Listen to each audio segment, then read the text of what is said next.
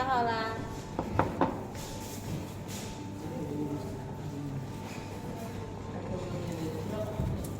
เอาสองแผ่น是吧？ลูกก็เอาอ่ะ啊，ถ้วยเดียว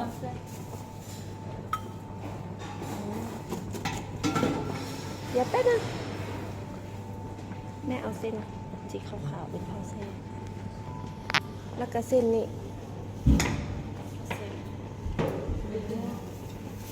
อันนี้คือน้ำซุปแล้วก็ไปปรุงเป็นน้ำต้มลาอันนี้เป็นน้ำซุปแล้วก็มีเครื่องปรุง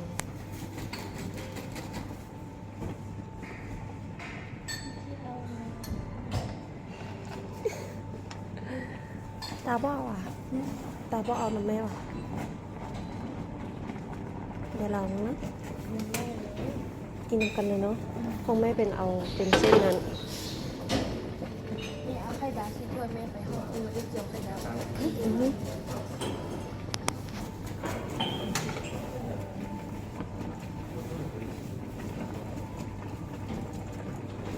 เอิญว่ามันก็คล้ายๆกับเปิดกับข้าวเปียกกับข้าวซอยก็ได้ประมาณนั้นว้าวหน้าตาก็จะประมาณนี้แล้วก็ตักน้ำใส่ถ้าไผ่มักแห้งกับโบใส่เอาเป็นน้ำค่ะใส่น้อยหนึ่ง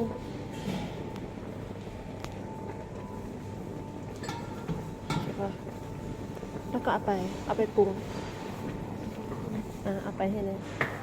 เอามาข้างนี้ตา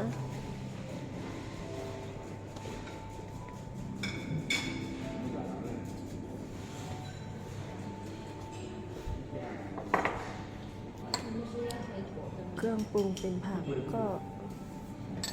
คล้ายๆของเราก็ปรุงปกติเลยมีทั้งนี้ของเขาต้องใช้พวกนี้ใช้บุเป็นตาคือบุญยอจานไปเลยบ่ได้หรออ๋อนี่ใส่เนี่ย เกลือแม่บ่ใส่ได้น้ำตาลบ่ใส่พอเนาะซิมก่อนบ่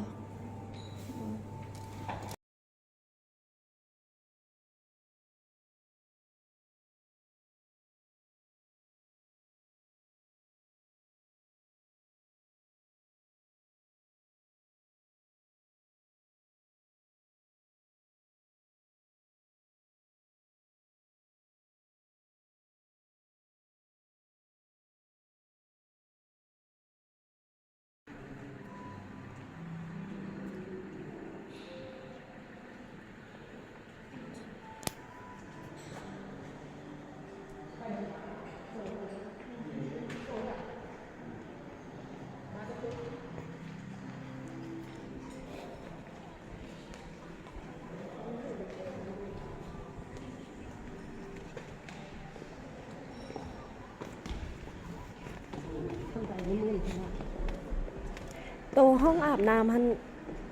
ตัดเป็นกันกะโหลกอันเป็นแนวเส้นน้อยๆกันเนาะค่าก่อนเนาะของเฮายังมีเด้อน่ะตัด แม่น เนาะ ของเฮาอันที่เอาอัน ตัดเป็นเส้นน้อยๆเนาะ อันที่มันเศษของเฮาค่ะนะมื่นกระย่ามันบ่ได้ทิ่มเนาะอันนี้เขาเจ้าต้องตัดเลยอันนี้นะ ต้องตัด แต่ว่าของเฮาหันหนาวทำไมใต้รถอยากขี่รถเมล์แบบนั้น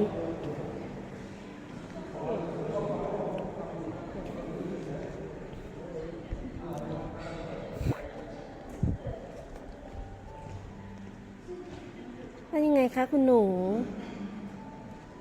ว่าไกลแล้วนะมา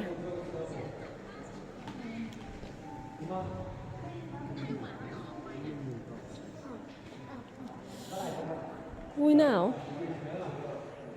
กอดคอกันไหมกอดกัน หอมแก้มกันเด้หอมแก้มกันเด้หายเดี๋ยวพ่อกับแม่มาจ้องบัดเดียวเสร็จแล้ว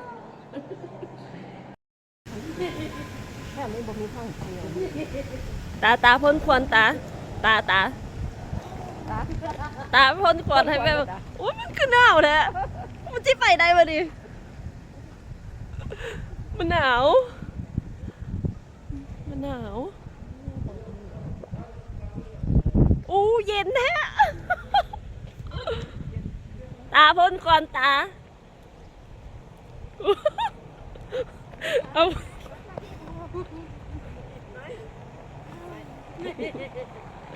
เดี๋ยว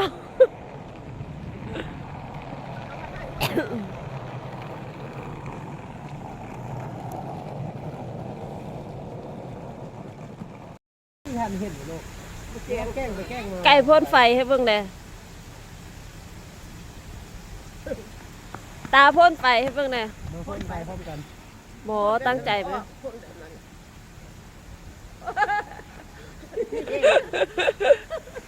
ดูพ่นไฟ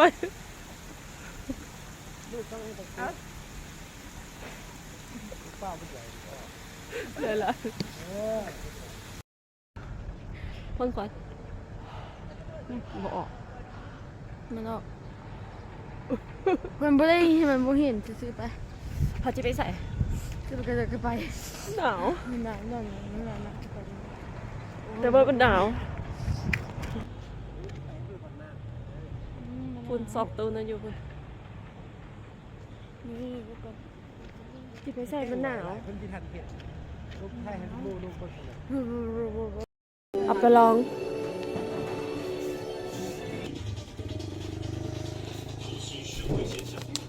หัวเป็ดหมึกไก่ปีกมันต้องเอาไปเวฟก่อนเห็นบอก นี่นี่ บกล้ากิน มันเฮ็ดสุกแล้ว 7 หยวนเอาลองเบิ้งหอยนี่อ่ะได้ตาขนมแบบพี่ลูกอย่าเอาลายเลยเด้อลูกเด้อขนมไม้อ๋อด้วย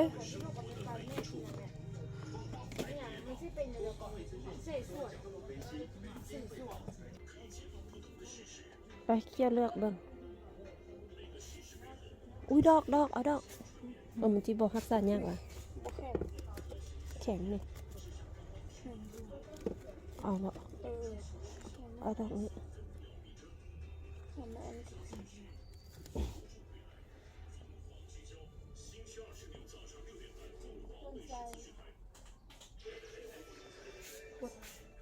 ตัว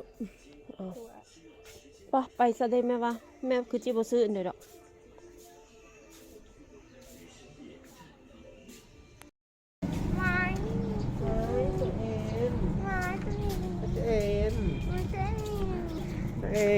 เอาสองตัวเลย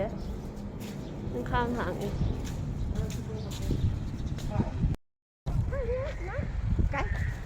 ไข่กระเดือไข่เอาตึกเนี่ย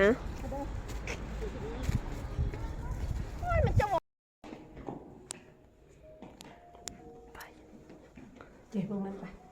มันบ่ทันได้ไปด้วย ไปนี่อันนี้แม่นเบอร์ห้องค่ะ1131135ออกจากลิฟต์มาแล้วแม่นเลยไป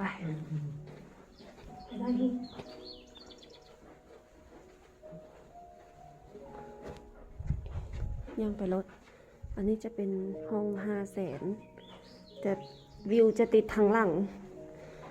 ส่วนพื้นส่วนห้องทุกอย่างคือกันหมดตั้งแต่วิวแล้วส่วนที่ห้องเขาอยู่ค่ะแม่น630,000วิวจะได้วิวทางหน้าแต่ว่าจะบ่ได้ปูผมแบบนี้ถ้าห้อง800,000จะปูผมแบบนี้ให้จะเป็นวิวทางข้าง